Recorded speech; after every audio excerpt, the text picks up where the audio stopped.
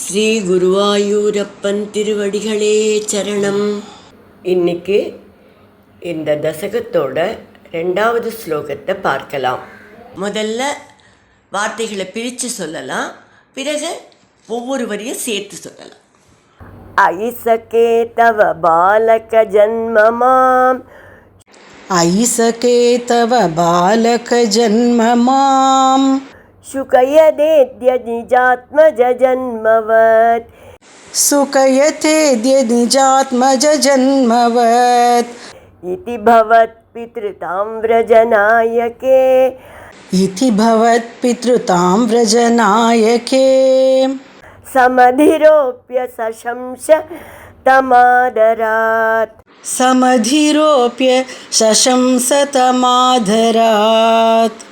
ஐசகே தவ பாலக ஜன்மமாம் சுகயதேத்ய நிஜாத்மஜ ஜன்மவத் ஐசகே தவ பாலக ஜன்மமாம் சுகயதேத்ய நிஜாத்மஜ ஜன்மவத் இதி பவத் பித்ருதாம் விரஜநாயகே சமதிரோப்ய சசம்ச தமாதராத் இதி பவத் பித்ருதாம் விரஜநாயகே சமதிரோப்ய சசம்ச தமாதராத்.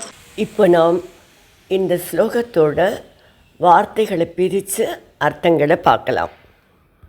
ஐசகே, ஓ நண்பரே, அத்ய இப்பொழுது, தவ பாலக ஜன்ம உங்களுக்கு மகன் பிறந்திருப்பது, நிஜ ஆத்மஜ ஜன்மவத்து எனக்கே குமாரன் பிறந்தது போல, மாம் சுகயதே இதி என்னை மகிழ்விக்கிறது என்று, பவத் பித்ருதாம் உங்களுடைய தந்தையாக இருக்கும் நிலையை, விரஜநாயகே சமதிரோப்ய கோகுல மன்னர் மீது ஏற்றி, ஆதராது அன்புடன், தம் சசம்ச அவரிடம் கூறினார். இப்போ இந்த ஸ்லோகத்தை முழுவதுமாக பாராயணம் பண்ணி இதோட முழு அர்த்தத்தையும் பார்க்கலாம். ஐசகே தவ பாலக ஜன்மமாம் சுகயதேத்ய நிஜாத்மஜ ஜன்மவத் இதி பவத் பித்ருதாம் விரஜநாயகே சமதிரோப்ய சசம்ச தமாதராத். வசுதேவருக்கு தன்னோட மகனான கிருஷ்ணனுக்கு கம்சனோட அரக்க நண்பர்களால் ஏதானும் ஆபத்து நிச்சயமாக நேரிடுங்கிற பயம், அந்த பதற்றம் இருக்குது. கம்சன் சும்மா இருக்க மாட்டான், ஏதாவது செய்வான் அப்படிங்கிற அந்த பயம் இருக்குது. அதனால நந்தகோபர்கிட்ட ஜாகிரதையாக குழந்தைய பார்த்துக்கணும் அந்த குழந்தைய அப்படின்னு சொல்ல விரும்புகிறார்.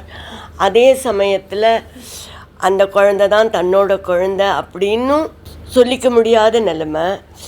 அதனால் அவர் நந்தகோபர்கிட்ட, உனக்கு பிள்ளை பிறந்ததை எனக்கே பிள்ளை பிறந்தது போல் நினச்சி சந்தோஷப்படுறேன் அப்படின்னெல்லாம் நல்ல மகிழ்ச்சிகரமான வார்த்தைகளை சொல்லி கொண்டாடி பேசிட்டு மெதுவாக அவரை கொஞ்சம் எச்சரிக்கை செய்வதற்கு முயற்சிக்கிறார்.